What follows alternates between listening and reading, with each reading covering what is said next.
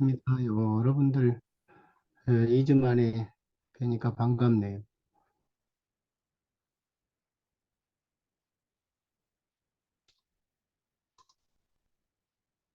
교수님이 들어오셨나요?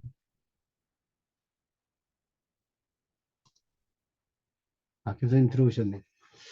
네.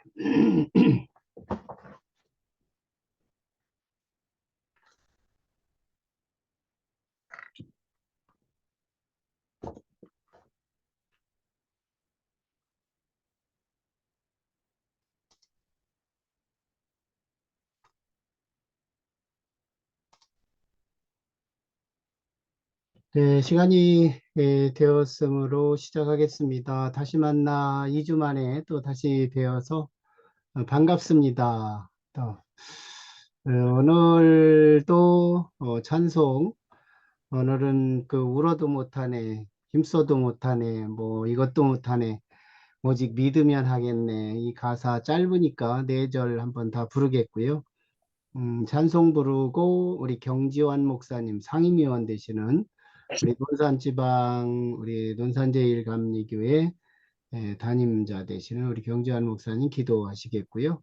오늘은 진짜 5장 오늘 이번 주와 다음번 아마 주제가 제일 잘 안다고 하면서 난해하고 또 굉장히 우리가 혼란스럽기도 한 부분인데 아마 웨슬리에게 큰 많은 도전이 될 거라고 보고요.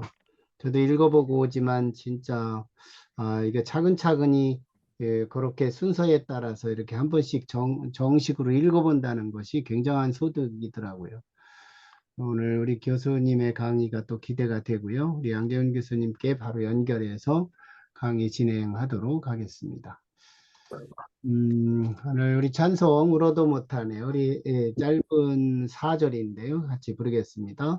울어도 너도 못하네. 못하네. 눈물 많이 흘려도 겁을 없게 못하고 죄를 씻지 못하니 울어도 못하네.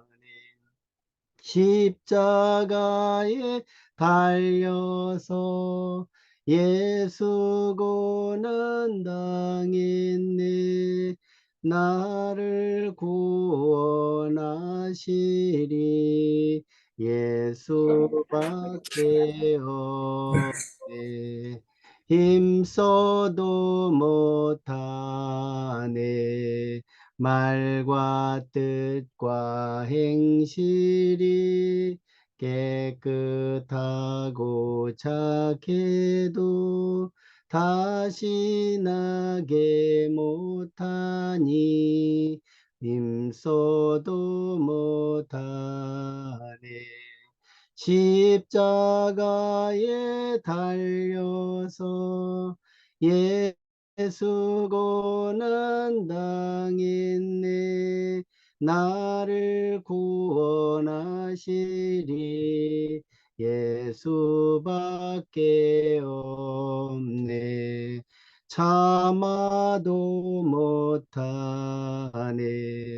할 수 없는 죄인이 흉한 죄에 빠져서 어찌하니 죽을까 참아도 못하네. 십자가에 달려서 예수 고난 당했네. 나를 구원하시리 예수밖에 없네. 믿으면 알겠네.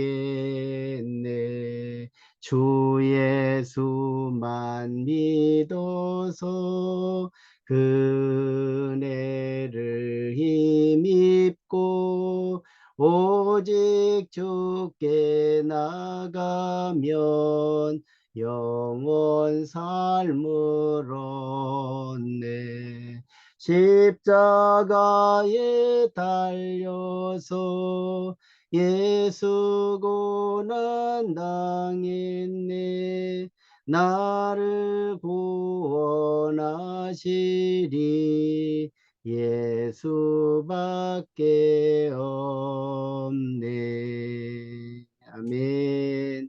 우리 경지환 목사님, 우리 상위의원 되시고 오돈산제일감리교회 담임 되시는 목사님 기도 인도하시겠습니다. 하나님 아버지, 감사를 드립니다. 우리에게 귀한 요한 웨슬레 목사님의 표준 설교를 배울 수 있는 기회를 허락하심에 감사를 드립니다. 아멘. 오늘은 5번째 시간으로서 믿음에 의한 칭의에 대해서 배우는데 인도하시는 우리 양재은 교수님을 축복해 주셔서 강건하게 하시고 피곤치 않게 하시고 전해주는 그 강의 내용이 듣는 모든 이들에게 큰 은혜의 시간 되게 하여 주시옵소서. 이 아멘. 모임을 위해서 수고하시는 이종현 위원장님과 또 함께하는 모든 분들 가운데 주님께서 은혜로 함께해 주시길 바라오며 예수님의 이름으로 감사하며 기도하옵나이다. 아멘. 아멘. 네, 고맙습니다. 우리 9월까지 우리 강의가 계획이 되어 있고요. 어, 우리 격주 화요일 8시부터 시작되고 6월 달까지는 격주고 7월부터는 매주 화요일 실행한다는 점 기억해 주시면 고맙겠고요. 줌 주소는 강의 당일 7시 45분 정확하게 공동 카톡에 게재하고 있고요. 힘드시겠지만 특별한 경우가 아니시라면 커튼 열고 수강해 주시면 우리 아마 교수님에게 어떤 피드백에 더 도움이 될 것을 기대하고 있습니다. 예, 어려우시면 뭐 이렇게 개별적으로 하셔도 괜찮지만요. 또 강의가 끝나면 모두 음소거 상태에서 서로 한번 이렇게 웅성웅성 하면서 같이 대화를 하시면 엔딩 하는데 더 활기 있게 끝날 것 같습니다. 궁금한 거 있으면 이렇게 강의 들으시면서 적어 놓으셨다가 이렇게 좀 기회 드리면 함께 질문하고 대화할 수 있도록 했으면 좋겠습니다.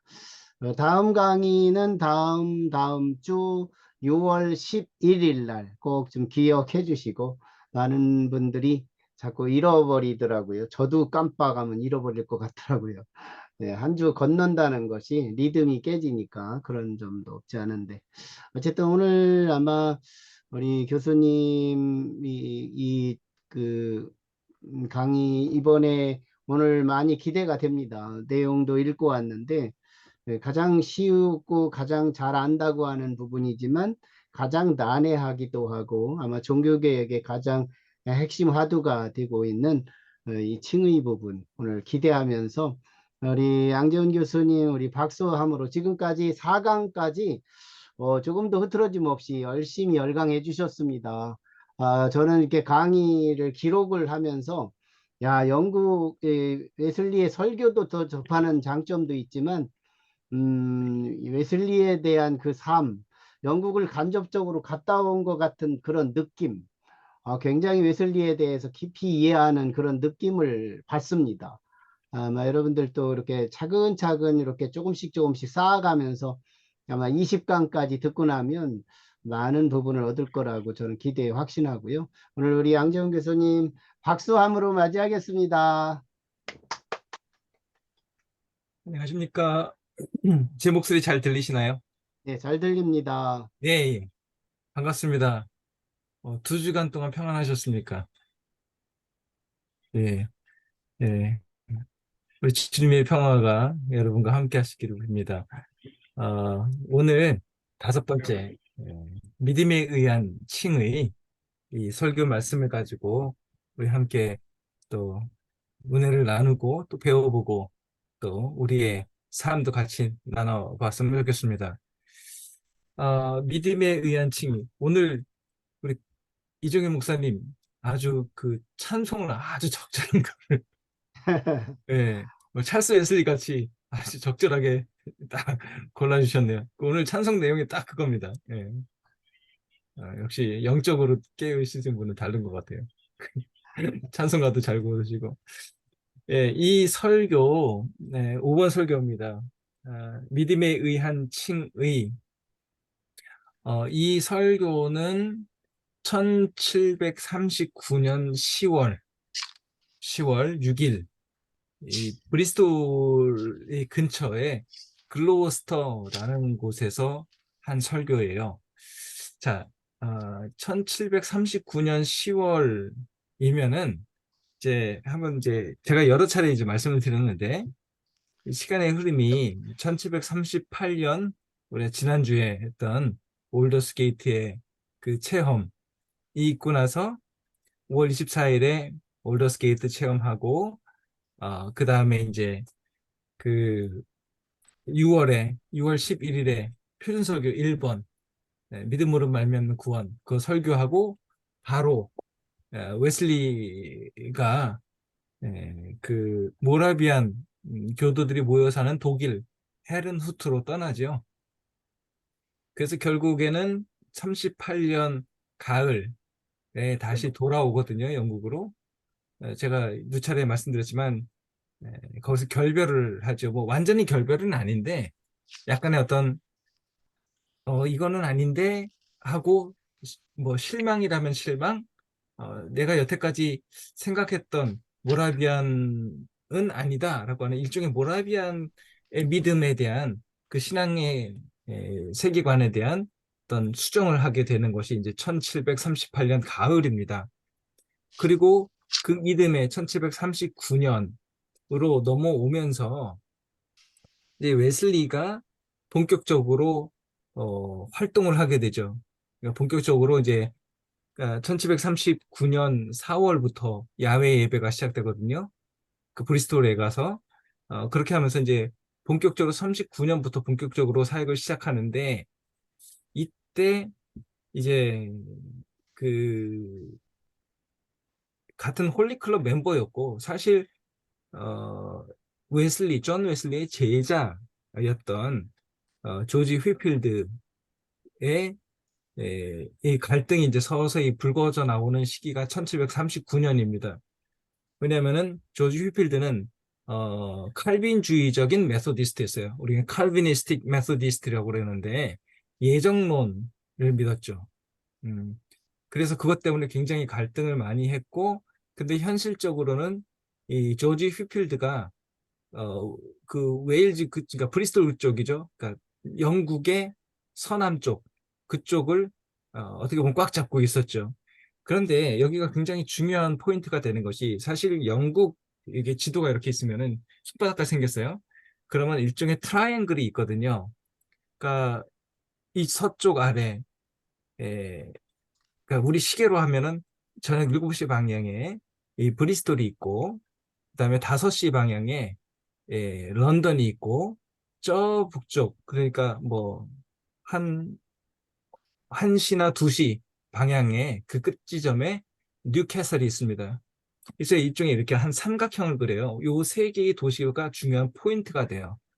웨슬리 그 메소디즘의 운동에 있어서 이 세 포인트인데 그 중에 한 축을 담당하는 이 브리스톨 시계로 치자면 7시 방향에 있는 도시인데 거기를 예, 예, 거기를 사실 조지 휘필드가 꽉 잡고 있었어요. 근데 문제는 조지 휘필드가 안 맞았거든요. 조지 휘필드는 끝까지 그 예정론적인 것을 주장을 했고 특히 그리스도인의 완전의 개념에 대해서 굉장한 반감을 가졌어요. 그래서 제가 일전에 말씀드렸듯이 그 갈등이 불거지는 바람에 자기가 끝까지 쫓아다니면서 웨슬리 형제들이 하는 사역을 내가 방해놓겠다. 뭐 이렇게 참 어, 뭐라 그럴까요? 이렇게 속 좁은 그런 생각을 할 정도로 그런 친구였습니다.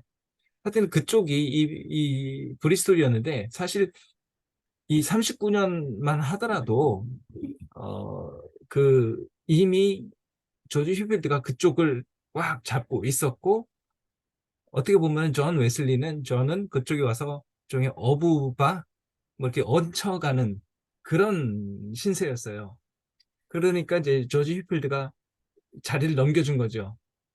내가 없는 동안 여기를 좀 잘 맡아달라.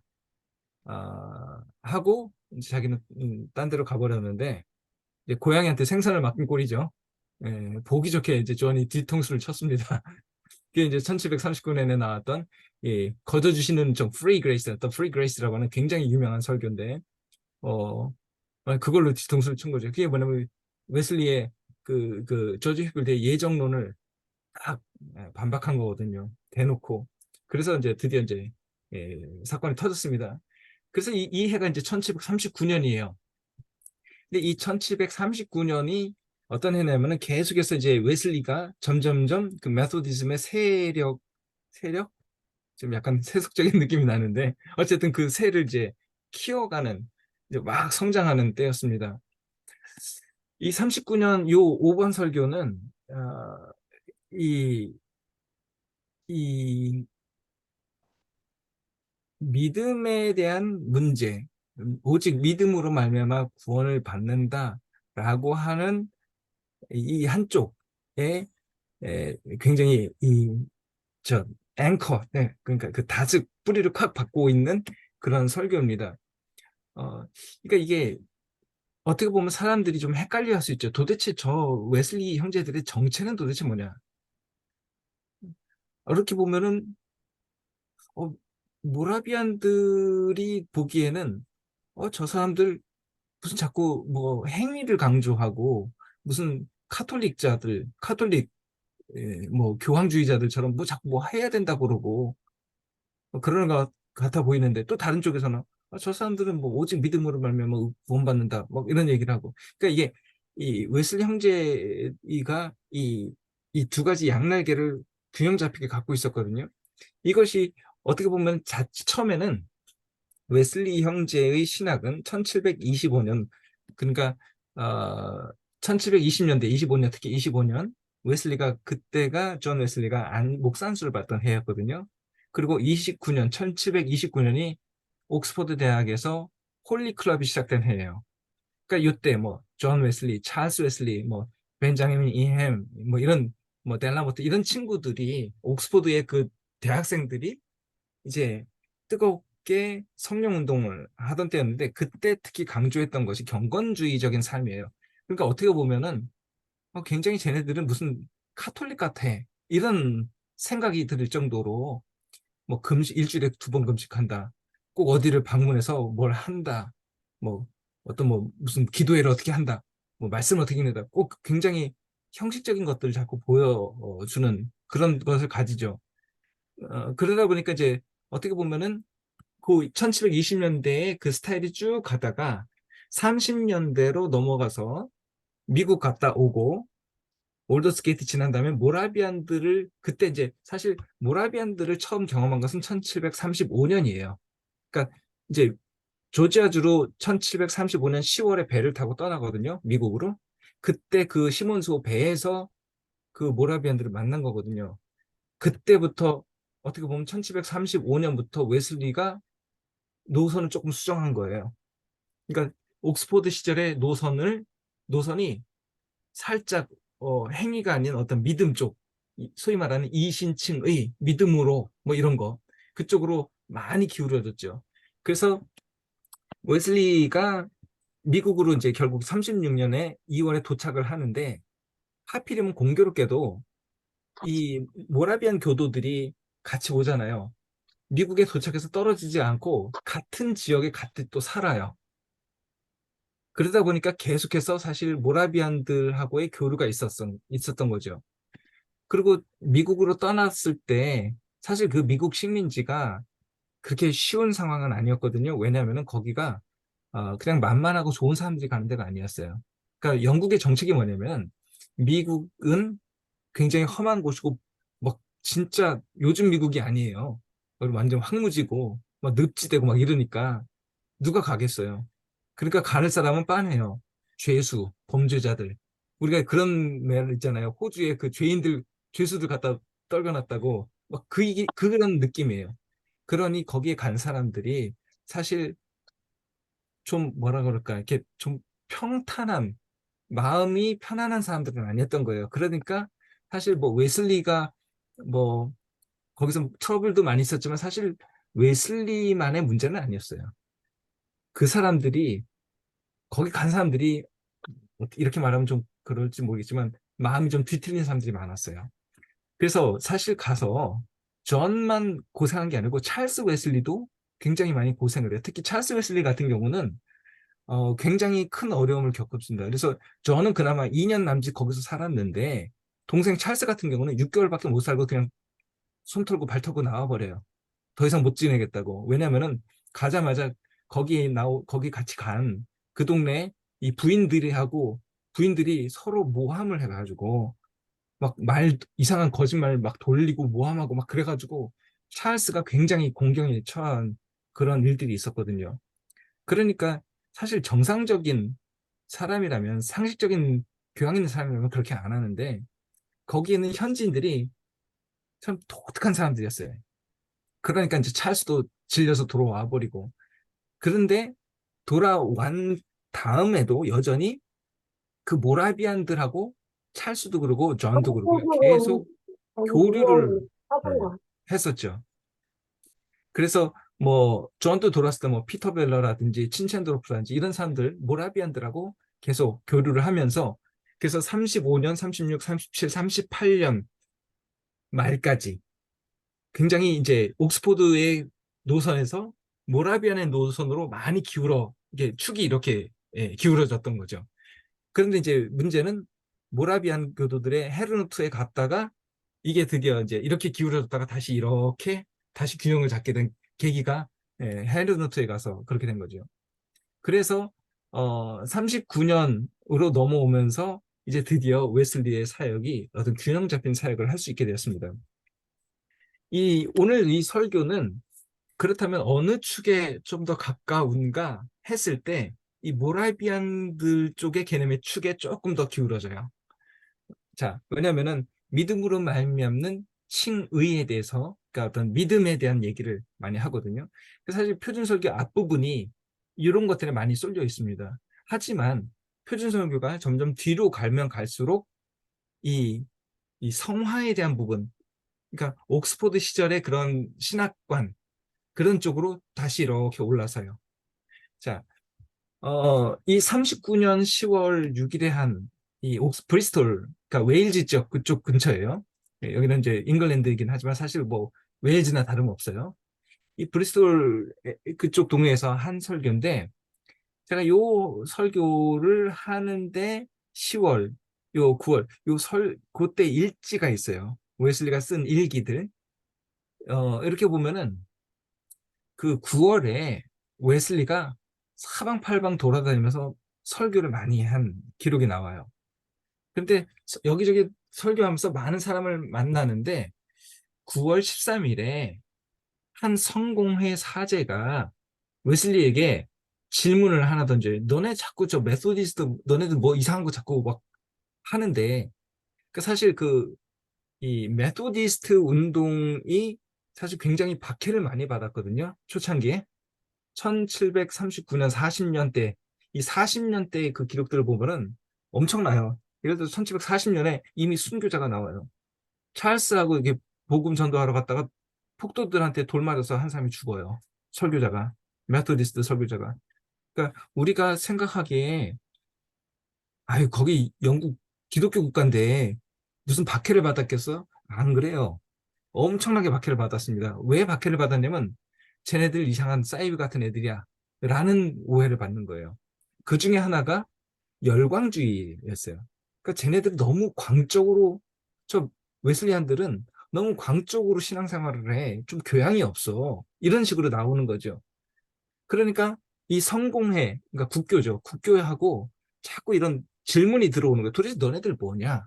이런 질문들이 오가는데 이 39년 9월 13일, 그러니까 오늘 이 오변 설교가 나오기 한 보름 전에 한 영국 성공회 사제가 웨슬리한테 이제 편지를 보내요. 도대체 우리 국교하고 너네 메토디즘 운동을 해서 도대체 우리가 뭐가 다르냐? 그 점에 대해서 질문을 하고 웨슬리가 답변을 해요.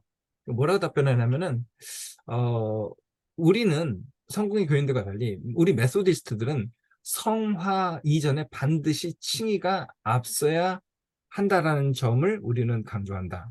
또한 또 우리 어떤 행위가 아니라 예수 그리스도의 대속의 죽음, 그리고 그리스도의 의로 인해서 우리가 칭의함을 입는다. 그리고 세 번째, 행위가 아니라 믿음으로 칭의를 얻는다. 그리고 성화와 신생이라는 개념이 겉으로 드러나는 외적인 것이 아니라 이거는 마음의 내적인 변화, 내적인 문제라는 것을 우리는 믿는다. 뭐 이런 얘기들을 해요. 이게 이제 그 메토디스트에 대한 이런 어떤 짧은 글이거든요. 이런 것들을 여기서 얘기합니다. 이게 이제 바로 요 설교가 있기 한 보름 전, 한 두어 주 전에 했던 그거예요. 그러니까 우리는 이제 여기서 이 답변에서 계속해서 나오는 게 뭐냐면 칭의에 대한 얘기를 자꾸 하는 거죠. 그래서 우리가 좀 추측해 볼 것은 요 설교가 있기 주변 그 시점에 웨슬리가 칭의에 대한 문제에 대해서 많이 질문을 받았던 것 같아요. 그리고 실제로 9월 중순에 그 사람들을 만나서 상담을 받아요, 웨슬리가. 그 기록이 나오는데 그 사람들이 이렇게 웨슬리한테 상담하고 질문한 내용들을 이렇게 다 보면은 계속해서 어떤 이 죄의 문제를 이걸 어떻게 해결해야 된다? 이 죄의 문제는 이건 어떻게 해결하면 받을 수 있는가? 라는 것에 대한 질문들이 계속해서 나와요. 그리고 그들이 이 죄라는 것 때문에 굉장히 짓눌려 있고 억눌려 있는 그런 무거운 상태, 였다라는 그런 것과 더불어서 웨슬리가 그 사람들에게 하나님의 은혜로 죄 용서를 받아서 그들이 그 짓눌림이던 그 죄의 짐으로부터 자유를 얻어서 평화를 누리게 된다라고 하는 그런 자기의 상담 사례들을 몇 개를 막 소개를 해요. 자, 그러니까 오늘 이 믿음에 의한 칭의라는 이 설교가 나오는 바로 그 주변 시점에 뭐 영국 국교나 아니면 일반 평신도나 여러 사람으로부터 계속해서 웨슬리는 도대체 이 죄의 문제를 어떻게 해결해야 됩니까? 라고 하는 이런 문제에 대해서 계속해서 질문을 받았어요. 아마 그래서 일종의 이 설교도 그런 것들에 이참에 아예 그냥 내가 설교를 통해서 이걸 한꺼번에 좀 정리를 해줘야겠다라고 생각을 했던 것 같아요. 그래서 요 설교가 그래서 10월에 나오게 된 배경이 됩니다. 자, 내용으로 한번 들어가서 볼게요. 우리 여러분 책에서도 볼 수 있듯이 자, 어, 아주 웨슬리가 아주 일목요연하게 크게 네 부분으로 나눠서 설명을 합니다. 첫째, 칭의를 이제부터 얘기하려고 하는데 칭의라는 것을 이야기하기 위해서 먼저 전제가 돼야 되는 것들이 있어요. 자, 그것에 대해서 얘기하겠다. 그다음에 두 번째, 자, 그것을 얘기한 다음에 그럼 이제 칭의가 무엇인지 한번 정의를 내려보고 설명을 하겠다. 그리고 자, 세 번째가 칭의, 의롭다 하신다라는 건데 그럼 누가 의롭다 하심을 입는 것인가에 대한 문제. 그리고 마지막으로 그렇게 의롭다 하심을 입기 위한 조건, 전제는 무엇인가라는 것. 이게 크게 이제 네 가지로 얘기를 합니다. 요 설교가 참 좋은 게 뭐냐면은 우리의 어떤 신앙의 기초에 대해서 아주 베이직한 것, 아주 기초적인 것들을 잘 설명해 줘요. 이런 설교가 또 하나가 뭐가 있냐면은 저 어디 나중에 하시겠지만 39번, 38, 39 요 칭의, 그 원죄, 그다음에 뭐 신생 이런 설교들 이런 설교들이 이런 우리 어떤 기초가 되는 그런 교리들을 잘 설명해 주는 설교인데 오늘도 그 기초를 먼저 얘기합니다. 자, 칭의 교리의 기초가 뭔지 자 말합니다. 첫째, 창조에 대해서 얘기죠. 그러니까 하나님의 형상으로 사람이 창조되었다라고 하는 겁니다. 자, 1의 1번을 한번 보시면은 태초에 인간이 어떠한 사람들이었는가를 설명을 하죠. 여기 보면은 사람은 태초에, 그러니까 지금 아담과 하와 얘기하는 겁니다. 타락하기 전에 아담과 하와는 하나님의 형상대로 창조되었다라는 거죠. 자, 우리가 늘 이런 얘기죠. 우리가 하나님이 아담과 하와를 자기의 형상을 따라 만드셨다. 뭐 이렇게 얘기하잖아요. 자, 우리가 너무 익숙한 표현인데 한번 생각해 보셔요. 하나님의 형상으로 따라서 지음을 받았다고 하는 게 무슨 뜻이죠? 우리가 맨날 얘기하는 건데 가만히 생각해 보세요. 그게 무슨 뜻인지 한번 생각해 보셔요. 한번 설명하실 수 있겠어요? 뭐 수염을 달았다 그런가? 하나님이 아니면 하나님이 우리와 뭐 백인, 흑인 뭐 이런 건가요? 눈, 코, 입이 있다는 뜻인가요? 자, 요게 이제 이 주일학교 애들은 이렇게 착각을 할 수 있어요. 아, 그럼 하나님도 눈이 있고 눈 두 개, 귀 두 개, 코 한 개, 입 한 개 달린 건가? 얼굴이 있는가? 하나님 형상대로 만들었던, 하나님도 우리처럼 머리 있고 머리카락 있고 목 있고 팔다리 있고 그런 건가? 아, 그게 아니죠. 그 뜻이 아니라 하나님의 형상대로 입었 따라 입었다 할 때 사실 이 설교는 안 나고 저 뒤에 나중에 나오는데 웨슬리 몇 가지 형상을 얘기해요. 어, 정치적 형상이 있고요. 그 다음에 어, 그 정치적 형상, 그 다음에 도덕적 형상, 뭐 이런 거 얘기합니다. 근데 특히 이제 예를 들어서 정치적 형상 이런 건 뭐냐면은 어, 하나님이 생육하고 번성하고 땅을 다스리라 했던 그런 어떤 권한을 받은 존재라는 뜻인데 뭐 그런 것들은 이제 주변적인 건데 가장 중요한 게 뭐냐면 도덕적 형상이라는 것을 얘기해요. 여기도 나오죠. 여기서 이 도덕법을 얘기합니다. 어디 나오냐면은 그 이 1번 단락 끝에 부분에서 이제 나중에 여기 중간에 나올 거예요. 이 도덕법에 대한 것들을 잠깐 얘기하거든요. 도덕적 형상이라는 거. 이게 뭐냐면은 여기에 1의 1번을 보시면은 하나님이 거룩하시든지 사람도 거룩했다. 하늘 아버지께서 완전하시듯이 사람도 완전했고 하나님은 사랑, 사람도 사랑이었다. 하나님이 사람 안에, 사람이 하나님 안에. 그래서 사람은 하나님처럼 모든 죄의 오점으로부터 깨끗했고 악도 하나도 없고 죄도 없고 아무것도 없었다. 오직 하나님만을 사랑하는 것이 가득 찼다. 이게 도덕적 형상입니다. 이게 뭐냐면 어, 태초의 인간은 완벽한 존재였다라는 거예요. 완벽한 존재. 우리가 그렇게 얘기하잖아요.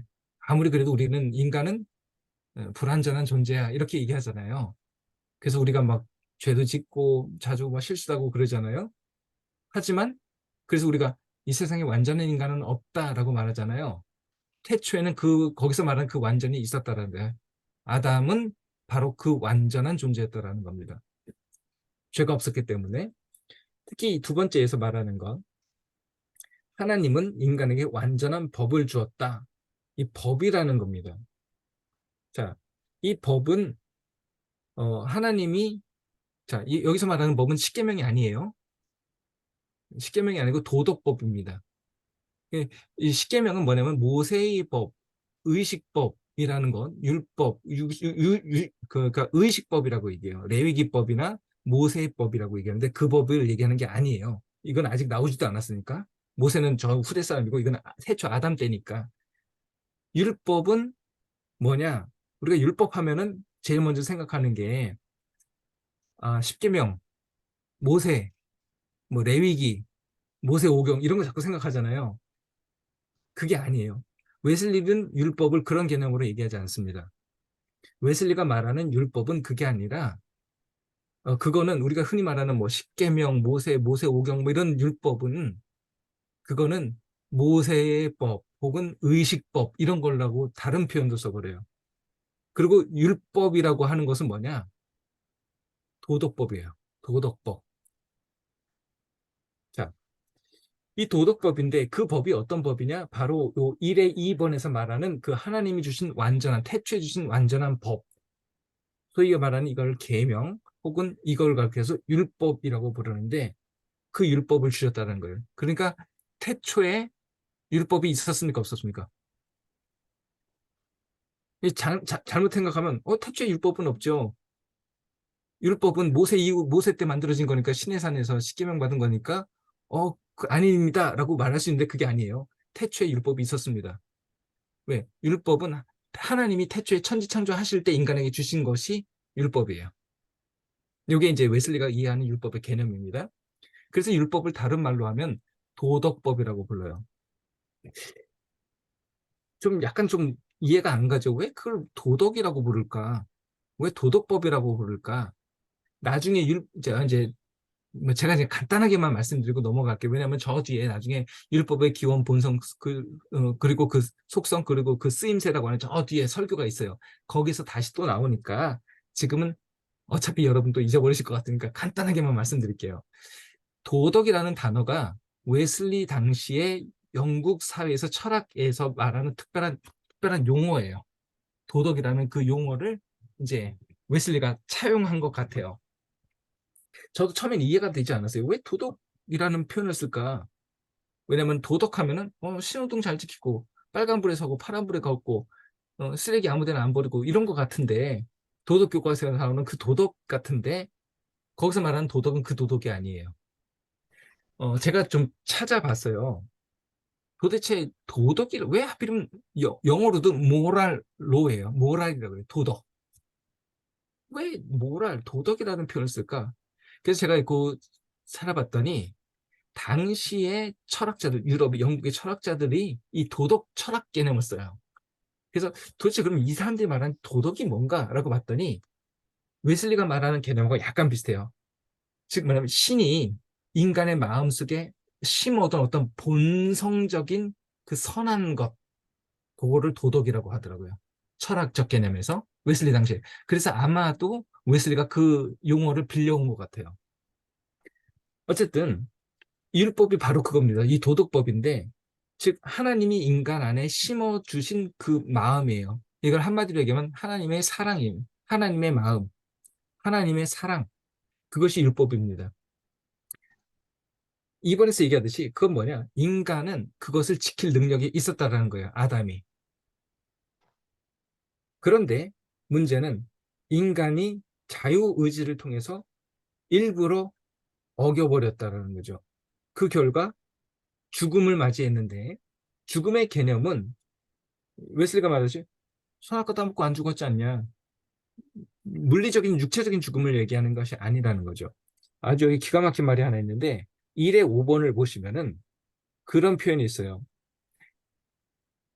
영혼이 몸을 떠나갈 때, 그러니까 몸이 영혼과 분리될 때 그 사람이 죽거든요. 마찬가지로 영혼이 하나님으로부터 분리될 때, 즉 하나님을 떠날 때 그 영혼은 죽습니다. 이 표현이 나와요. 아주 기가 막힌 말이죠. 우리 몸에서 영혼이 떠나면 우리가 사실 죽는 거잖아요. 혼이 떠나가면 죽잖아요. 시신이 되고 죽음을 맞이하는 건데 마찬가지로 우리의 영에서 우리의 영이 하나님을 떠나면은 그 영은 죽은 것이다 라는 표현이 나오죠. 웨슬리가 말하는 아담이 선악과를 따먹어서 죽음을 맞이한다는 것이 바로 이 개념이에요. 하나님으로부터의 분리라는 개념이 바로 죽음이라는 겁니다. 그러니까 어떻게 보면 영적 죽음이죠. 문제는 그것으로 인해서 죄가 들어왔는데 이 설교에서는 이렇게 얘기하네요. 나중에 그 율법의 기원 보면 거기에 설교는 보다 구체적으로 나오는데 그것으로 인해서 여러 가지 형상들을 우리가 말하는 뭐 도덕적 형상이라든지 정치적 형상 이런 형상들을 다 잃어버리게 되었다라는 거죠. 그래서 두 가지 웨슬리는 특히 두 가지를 잃어버렸다고 말해요. 나중에 설교에서 하나님에 대한 지식도 잃어버렸고 그리고 하나님에 대한 사랑도 잃어버렸다. 이 지식과 사랑 두 개를 잃어버렸다고 말합니다. 자, 어쨌든 간에 이렇게 바닥으로 치게 되었는데 이 세상을 사랑하신 하나님이 예수 그리스도를 보내서 희생제물로 삼으셨고 그의 속죄의 죽음으로 우리가 이제 구원을 받게 되었다라고 하는 우리가 뭐 잘 아는 내용이죠. 이것이 칭의를 받기 위한 기초가 된다는 것이죠. 칭의, 자, 칭의란 무엇인지 2번 단락을 한번 보겠습니다. 자, 이제 이어서 웨슬리가 칭의란 무엇인가라고 설명을 하는데 이 2의 1번에서 아주 기가 막힌 표현을 쓰죠. 제가 아주 좋아하는 표현인데, 칭의란 무엇이고 성화란 무엇인가? 여기 보면 그게 나오죠. 칭의는 하나님께서 그리스도를 통해서 우리를 위해서 하신 일. 네. 요게 칭의예요. 그리고 성화, 성화는 하나님께서 성령으로서 우리 안에서 하시는 일. 자, 이 두 가지 비슷하지만 조금 다르죠? 칭의는 하나님께서, 성화도 마찬가지로 둘 다 하나님께서, 칭의는 그리스도 예수를 통해서, 성화는 성령을 통해서 성령으로서, 그리고 칭의는 우리를 위해서, 그리고 성화는 우리 안에서 하시는 일. 이 차이죠.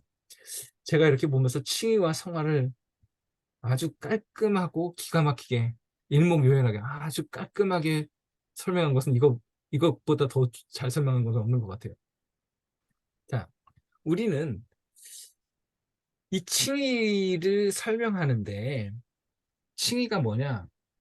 우리가 이제 칭의, 치등, 칭의. 우리 맨날 이신칭의, 믿음으로 의롭다심을 얻는다. 이런 표현 많이 쓰죠. 근데 막상 그래서 칭의가 뭐죠? 라고 물어보면은 답을 못 해요. 칭의는 뭐 의롭다 하심을 입는 거지. 그럼 의롭다 하심을 입는 게 무슨 뜻인데요? 그러면 뭐라고 답하냐면은 의롭다 하심을 입는 것이 의롭다 하심을 입는 거지. 이렇게밖에 얘기를 못 해요. 이게 사실 되게 쉬운 것 같아도 깔끔하게 설명을 잘 못 해요. 당황하게 되죠. 뭐 아는 것 같은데 설명이 잘 안 돼요. 근데 웨슬리가 아주 간단하게 설명을 합니다. 이게 뭐냐면 딱 세 글자예요. 죄사함입니다. 죄의 용서. 내 죄가 용서함 받았다는 게 칭의입니다. 뭐 어려운 거 아니에요. 그래서 칭의는 즉 하나님께서 아들 예수 그리스도를 통해서 우리를 위해 하신 일이잖아요. 아들 예수를 통해서 우리를 위해서 하신 게 뭐겠어요? 우리 죄 용서하신 거잖아요. 그게 칭의입니다. 자, 요 아들 예수 그리스도를 통해서 우리를 위해서 하신 일. 저는 여기서 요 설교에서는 얘기를 안 하지만 저는 한 세 가지 정도를 좀 우리가 이 표현에서 좀 눈여겨볼 필요가 있을 것 같아요. 첫째, 하나님께서 아들이 예수가 아니고 나도 아니고 율법도 아니고 옆집 아저씨도 아니라 하나님이 자 그러면은 칭의의 행위가 주체가 누구냐? 하나님이라는 거예요. 이걸 기억하라는 거죠. 다른 어떤 것이 아니에요. 나의 행동, 내가 뭘 했느냐, 혹은 뭐 내가 회개를 이런 것이 아니라 뭐 내가 백날 아까 나왔잖아요. 우리 찬송가에 울어도 못하네, 뭐 눈물 많이 흘려도 죄를 얻지 뭐 속죄함을 얻지 못하게 한다. 이게 나오잖아요. 이게 누가 이것을 하느냐? 그래서 분명히 얘기해요. 하나님께서 이걸 분명히 알라는 거예요. 이거 주어 우리 한국말은 주어를 자꾸 빼먹기 때문에 주체를 자꾸 소홀히 여기는 경향이 있는데 이거 분명히 알아야 돼요. 칭의의 주체는 누구인가? 누가 주도권을 쥐고 하는가? 하나님이라는 사실을 기억하라는 거죠. 두 번째, 하나님께서 우리를 위해서 하시는 일이라는 거예요. 자, 즉 칭의는 뭐하러 있느냐? 하나님이 칭의라는 행위를 하시는 거잖아요. 그 왜 하냐 이거야 하나님이. 뭐 심심해서 하는 건가? 뭐, 왜 하지? 그걸 한번 생각해 보셨어요? 하나님이 우리를 의롭다 칭하고 막 한다잖아요. 그럼 뭐 하러 해요? 우리가 그걸 하면 뭘 갖다 바치나요? 아니면 뭐 월세를 내나요? 하나님한테 뭘 바치나요? 조공을 바치나 뭐 하나요? 뭐 안 해도 그만했잖아요. 근데 한번 생각해 보세요. 왜 하나님이 그러지? 한번 생각해 보셨어요? 하나님이 왜 굳이 칭의를 뭐 하러 하실까? 하나님이 할 일이 없으신가? 심심하신가? 여기서 분명히 얘기해요. 우리를 위해서라는 거죠. 분명한 목적이 있어요. 세상을 위해서도 아니고 옆집 강아지를 위해서도 아니고 뭐 아름다운 자연을 위해서도 아니고 우리를 위해서 이걸 하셨다는 거죠. 즉 요한복음 3장 16절에 나오지 우리를 향한 사랑을 얘기한다는 거죠.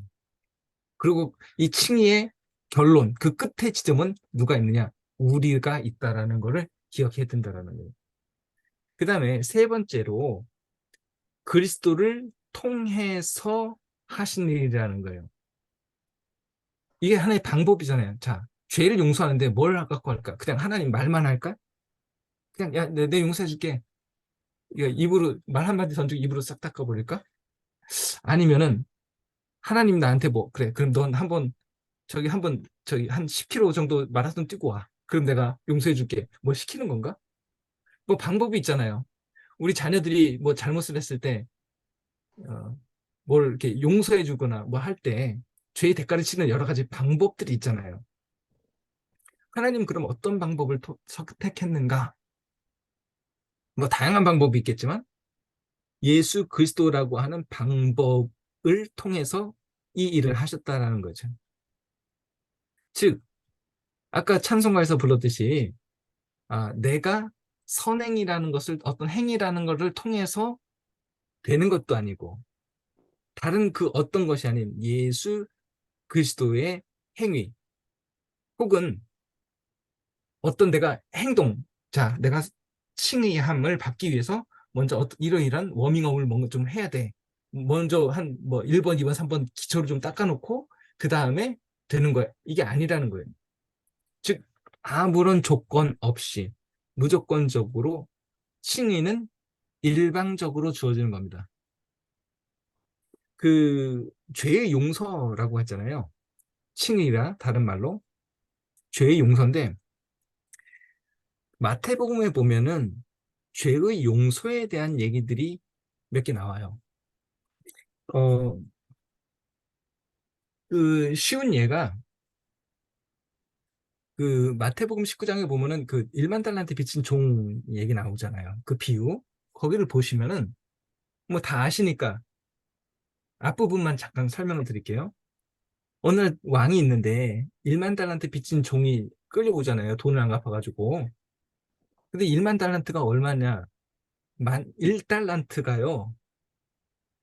어마어마한 돈이에요. 그거 우리 꼬마 애들 달란트에서 떡볶이 하나 사 먹는 그게 아니에요. 네.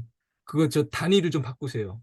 달란트 단치 하지 마세요. 그거 데나리온 단치도 과분해요. 그거는 달란트는 떡볶이를 사 먹기에는 너무 과분한 돈이에요. 달란트는요 한 나라의 재정을 운영하는 단위예요. 그러니까 그것도 1달란트, 10달란트, 100달란트도 아니고 100달란트 갖고 뭐 합니까? 솜사탕 사 먹잖아요. 그러면 안 돼요. 그 1만 달란트는요 상상을 초월한 조 단위입니다. 조 단위. 그런데 참 그것도 능력이 어떻게 그걸 또 비칠 수 있었는지도 그것도 능력이지만 어쨌든 이제 끌려오잖아요. 근데 더 기가 막힌 것은 너 갚아. 그랬잖아요. 그러니까 어떻게 합니까? 그, 그 친구가 요거를 잘 보셔야 돼요. 조금만 참아주시면 곧 갚겠습니다. 그러잖아요. 조금만 참아서 갚을 거면 진작에 갚았겠죠. 그거 조금만 참으면 여러분 예를 들어서 뭐 한 뭐 1, 20만 원이다. 그럼 조금만 참아주면 갚을 수 있어요. 그죠? 하지만 몇십 조 되는 거를 조금만 참아주면 좀만 기다려주면 갚을 수 있나요? 말이 안 되는 거거든요. 그런데 왕이 보세요. 왕이 야 됐어 갚지 마 그러잖아요. 사실 우리가 왕이라면은 그렇게 나오면 안 돼요. 왜? 이런 봐라. 나 갖고 노네? 장난을 치네? 괘씸죄 걸려요, 도리어. 왕이 그 단위를 알잖아요. 이 돈이 얼마인지. 그 조금만 참으면은 갚을 수 있다고? 여기 어떻게든지 지금 면피를 하려고, 요 순간만 면피를 하려고 이걸 꾀를 부리는 거나, 요 괘씸한 놈 해서 더 이 뭐냐면 괘씸죄에 걸릴 거예요. 그런데 됐어 갚지 마 해버리잖아요. 즉 뭐냐? 불쌍해서 용서해주고 걔가 어떤 뭐 이쁜 짓을 해서 그게 아니라 괘씸한 짓을 했는데도 불구하고 그냥 해버린다라는 거예요. 일방적인 용서예요. 그런데 하나님의 용서는 일방적인데 나중에 보면 걔가 자기 친구한테 그렇게 안 해가지고 도로 끌려와서 너도 감옥 가봐라 이러잖아요. 이게 뭐냐면 하나님의 용서가 일방적인 용서임에도 불구하고 그 후속 조치에 따라서 달라지는 용서예요. 이것이 어디 나오냐면은 그 마태복음 그 6장 산상수훈 6장 부분 보면 주기도문 나와요. 6장 14절 15절에 비슷한 구절이 나옵니다. 너 용서해. 안 해? 그럼 나도 하나님도 용서 안 해줘. 그럼 마치 어떻게 오해를 할 수 있냐면은 아니 하나님이 뭐 이래. 하나님은 원래 그냥 무조건적인 사랑 아니야? 근데 가만히 보세요. 우리가 우리에게 죄 지은 자를 그 오페 레마타 즉 뭐냐 우리에게 빚을 진 자를 탕감해 준 것처럼 우리가 빚이라는 단어하고 죄는 똑같은 단어예요. 죄 용서하고는 우리가 우리에게 죄를 지은 자를 용서해 준 것처럼 우리 죄를 사하여 주옵시고 이거를 뒤집어 얘기하면 내가 용서 안 하면 하나님도 나를 용서 안 한다잖아요. 그럼 하나님이 용서가 무조건적인 용서인가요? 아니잖아요. 내가 하는 그러니까 쉽게 말하면 그거죠. 너 하는 거 봐서 내가 용서해 줄게 이거잖아요. 하나님 뭐 그런 하나님이 다 있어요. 우리가 알던 하나님이 아니잖아요. 하나님은 원래 무조건적인 용서, 무조건적인 사랑을 주시는 분인데 그렇지 않아요. 거기서 성경에 보면은 이걸 어떻게 받아들여야 되나요? 자, 하나님이 결론부터 말씀드릴게요. 하나님의 용서는 무조건적인 용서입니다. 단, 저는 그래서 뭐라고 표현하면 후조건적 용서라고 그래요. 선제 조건이 아니라 후속 조건적 용서인데 이건 지금 시간이 없으니까 이거는 그냥 여기서 그만하고 자 어쨌든 죄의 용서거든요. 이건 일방적인 용서라는 거예요. 어떤 조건이 있어서가 아니라 그냥 해버리는 용서. 그리고 이것이 예수 그리스도를 통해서 이루어진 것. 즉 그래서 칭이란 무엇이냐? 한마디로 얘기하면 속죄함, 죄의 용서, 속죄함, 속죄함 하는 거 있잖아요. 그 속죄함, 죄의 용서. 이건데 그거는 하나님이 하시는 거고 우리를 위해서 하시는 거고 예수 그리스도를 통해서 예수 그리스도라는 방법을 통해서 하시는 하나님의 일방적인 것이라는 거죠. 자, 그래서 이 주도적인 것, 이것이 계속해서 이제 웨슬리가 설명을 합니다. 칭의는 하나님이 지금 주도적으로 일방적으로 하신 거라고 그랬잖아요. 그래서 하나님이 아이고야 원래 제 용서해주면 안 되는데 내가 깜빡하고 도장을 잘못 찍어서 용서를 해버렸네. 이거 되물릴 수도 없고 아이고 그냥 울며 겨자며 그냥 용서해줄게. 내가 한입 갖고 두 말을 할 수는 없으니 하는 것이 아니라는 거예요. 혹은 하나님이 나쁜 말로 우리 시쳇말로 우리처럼 요즘 애들 젊은 애들 쓰는 거 있잖아. 어리버리 해가지고 아이고 내가 깜빡하고 정신을 못 차려가지고 내가 이거 아이고 내가 실수로 용서를 해버렸네. 이거 어떡하지? 이게 아니라는 거예요. 하나님의 용서는 하나님이 착각해서 용서해 주는 것도 아니고 무슨 꼼수가 있어서 하는 것도 아니고 그냥 일방적으로 다 알면서도 한 용서라는 거예요. 웨슬리가 그렇게 말합니다. 그리고 두 가지 기능이 있어요. 하나는 뭐냐?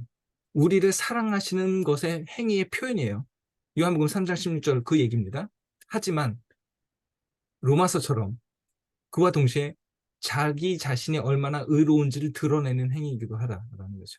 자신의 의를 드러내는 행위가 바로 용서, 칭의라는 겁니다. 자, 칭의가 죄 용서라고 했잖아요. 그러면은 우리가 기억해야 될 것이 하나 있습니다. 용서함 받았다. 그러면 자, 우리가 칭의함 받았잖아요. 여러분 다 칭의 받으셨죠? 네. 헷갈리시는 분은 대답을 아닌가? 이런 분들이 있는 거 칭의함 받았어요. 그러니까 목사 되셨지. 착각하시면 안 돼요. 이게 대답 안 하시는 분들은 보면 뭐 신천지한테 넘어갈 것 같아요. 목사님들. 그러면 안 돼요. 칭의함 받았습니까? 네. 우리 애들은 아멘 그러고 얘기해요. 자, 아멘으로 속으로 하실 거라고 믿고. 그런데 그럼 죄 용서가 됐잖아요. 그럼 내가 과거에 지은 죄가 없어지나요? 한산동 목사님. 칭의함 받았으면은 내 과거에 있던 죄가 없어집니까? 마이크를 켜고 얘기하셔요. 입으로 시인하여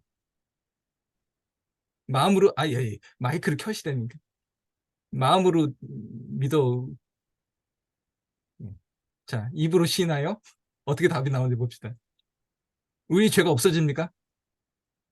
네. 예. 입으로 시인하여 오답을 얘기하셨네. 마음으로 오답이 믿어요. 오답. 죄가 어떻게 없어져요? 자, 예를 들어서 경 목사님이 저한테 예를 들어서 제가 이제 경 목사님한테 10만 원을 빚을 졌어요. 그래서 제가 자꾸 안 갚어 하고 막 주는 소리 했어. 그러니까 이제 경 목사님이 아유 양 목사님 됐어요. 갚지 마세요 하고 탕감해 줬어요. 그러면 제가 빚을 갚을 의무가 있습니까 없습니까?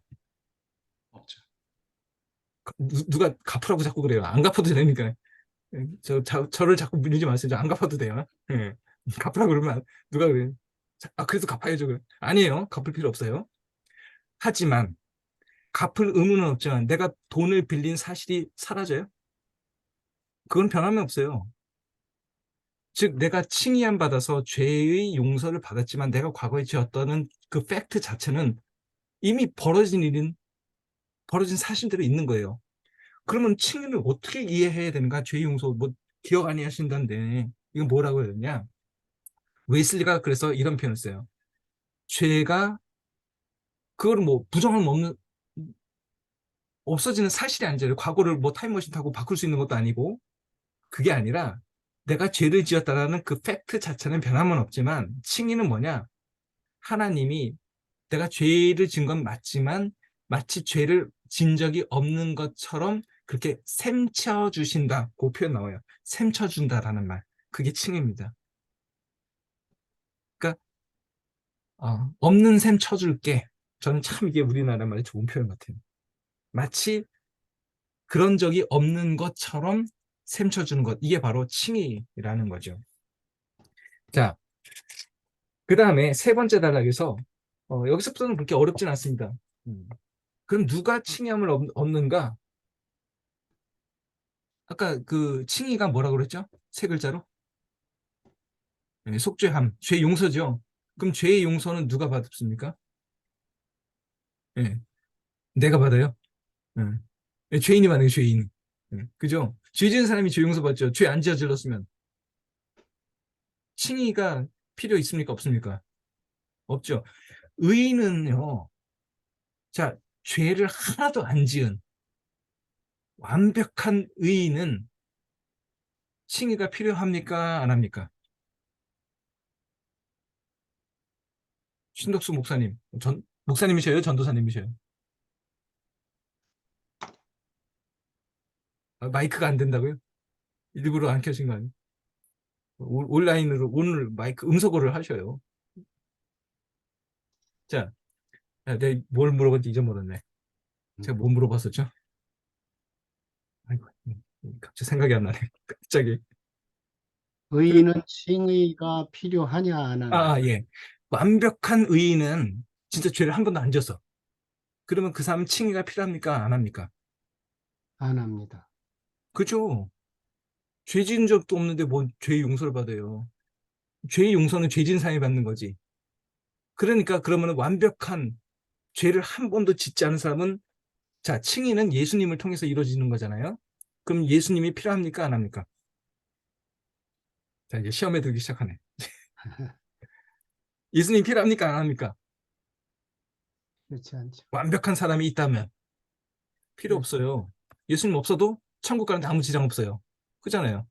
거기는 완벽한 의인이 가는 건데 그 사람 완벽하다며요. 그럼 가는 거예요. 예수님 필요 없어요. 그런데 문제는 현실 세계에서 그런 사람은 존재하지 않는다. 이게 역사상에 그런 사람 없어요. 이 세상에. 그러니까 예수님이 필요한 거죠. 자, 이게 죄인이 용서를 받는다는 거예요. 죄인이 용서받는다. 자, 거기에 대해서 뭐 그렇게 어려운 문제는 아닙니다. 그러면은 이제 반론들이 나와요. 야, 의롭다함을 얻기 전에 그래도 먼저 어, 거룩하고 거룩한 뭔가가 있어야 되지 않겠나? 라고 하는 그런 사람이 있는다고 하는데 웨슬리는 목사님이 거기다 답을 하죠. 세상에 그런 사람 없다. 그리고 어, 사실 용서는 죄인이 받는 거지 완벽한 사람이 받는 것이 아니기 때문에 죄인이라고 해서 이거 안 돼. 의롭다 칭의를 받기 전에 뭔가를 먼저 좀 씻고 뭘 해야 돼라고 하는 것은 목욕탕 가기 전에 집에서 목욕하고 목욕탕 가는 거하고 똑같은 거예요. 네. 그죠? 네. 목욕탕 깨끗한 사람이 가는 건 아니잖아요. 자, 그 다음에 누가 용서함을 받는가? 누가 용서함을 받죠? 예, 죄인이 용서받습니다. 근데 죄인이라고 다 용서받나요? 어렵지 않아요. 예를 들어서 누가 나한테 잘못을 저질렀어요. 내가 저 사람 용서하고 싶어요. 근데 용서를 못 할 수가 있어요. 나가 하고 싶은데 어떤 때 못 하죠? 저 사람이 나한테 용서를 안 빌어. 자기가 잘못을 해놓고선 미안합니다 해야지. 됐습니다. 괜찮아요. 라고 얘기하는데 분명히 잘못을 했는데 그래서 나는 용서해줄 마음도 있는데 문제는 저 사람이 자기가 잘못했다고 얘기를 안 하네. 그럼 내가 해주고 싶어도 못 하는 거예요. 즉 뭐냐, 용서를 누가 받느냐 했을 때 3의 3에서 그게 나오는 거예요. 용서를 구하는 자가 용서를 받는다. 즉 그래서 칭의함을 받기 위해서 필요한 것이 뭐냐, 죄의 용서를 구하는 거예요. 우리가 이걸 가르쳐서 회개라고 얘기하죠. 자, 그런데 회개라는 개념, 이것도 조금 더 다시 정리해 드릴게요. 우리가 생각하는 회개가 그게 회개가 아니에요. 자, 또 뭐 반론들이 쭉 나옵니다. 뭐 칭의 받기 전에 선행을 할 수 있는가? 지금 의롭다 하심을 받기 전에 착한 일을 선행을 할 수 있습니까? 웨슬리의 대답은 예스입니까? 노입니까? 네, 노예요, 노. 아닌데. 교회 안 다니는 사람도 법 없이 사는 사람도 많고 착한 사람 많잖아요, 그죠? 그러면은 그 사람들은 분명히 착한 일을 한 거 맞는데 불의도덕기도 하고 그 선행 아니냐 이거예요. 웨슬리의 대답은 뭡니까? 예를 들어서 교회 안 되고 예수도 안 믿어. 근데 그 사람이 뭐 불의도덕기로 남몰래 가가지고 뭐 저 크리스마스 때그 동사무소 앞에다가 1,000만 원짜리 매해 1년에 1,000만 원씩 막 넣고 도망가 버려요. 착한 일 하는 거잖아요, 그죠? 그럼 그게 선행입니까 아닙니까?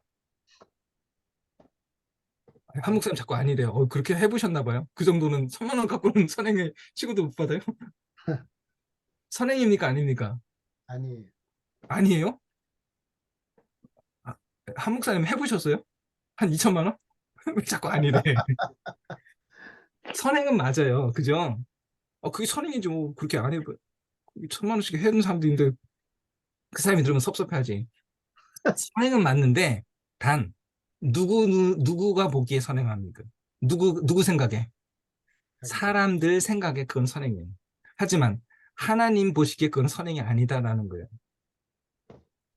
그 선행은 맞긴 맞아요. 그거는 우리 생각이고. 왜 그러냐? 그 이유가 있어요. 선행 맞는데 근데 사실 보면 선행 아니에요. 왜냐면은 선행이라고 하는 것은 진짜 완벽하게 순수하게 주고 끝내는 거잖아요. 그런데 인간이 그럴 수가 없거든요. 제가 늘 자주 빌어서 쓰는 표현 중에 하나가 그겁니다. 고린도전서 13장. 내가 천사의 말을 하고 뭐 그거 나오잖아요. 저 결혼식 축가로 나오는 거. 거기 보면은 내 몸을 불사르게 내어줄지라도 사랑이 없으면 아무것도 아니요 딱 나오잖아요. 여러분 불태워 죽어 본 적 있으세요? 없으시죠? 없으니까 여기 다 와 계시지. 인간의 고통 중에서 가장 큰 고통이 불타 죽는 거래요. 그런데 내가 알지도 못하는 사람을 위해서 내 몸을 야 내가 너 대신 불태워 죽을게 하고 분신공양을 해버렸어요. 불교용어로. 그 사랑이 아니에요? 그런데 바울이 얘기하잖아요. 그거 사랑이 아닐 수도 있다고 얘기하잖아요. 불사르게 내어줄지라도 사랑이 없으면, 제가 처음에 이 구절을 읽으면서 전 충격받았어요. 아니 세상에 그게 사랑 아니면 뭐가 사랑이냐. 그런데 성경은 분명히 얘기해요. 그거 사랑 아닐 수 있다. 그래서 저는 곰곰이 생각했어요. 왜 사랑이 아닐까? 깨달은 거는 그거였어요.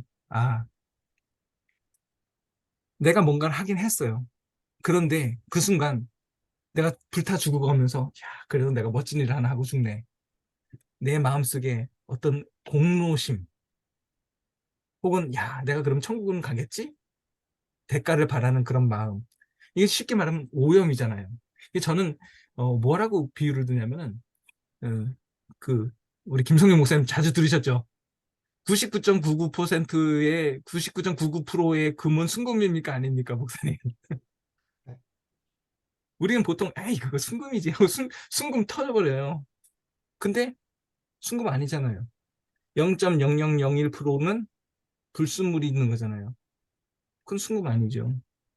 그런데 사회에서는 에이 그냥 순금이라고 치자 하는 거죠. 하지만 하나님 보시기에 엄밀하게 따지면 그건 순금 아니잖아요. 마찬가지라는 거예요. 우리 눈에 보기에 그거 그냥 선행이야 라고 하지만 하나님 보시기에 아니다라는 거죠. 왜? 인간은 본성, 이건 원죄가 있어요. 원죄, 죄의 본성이 있기 때문에 아무리 노력해도 그렇게 될 수가 없어요.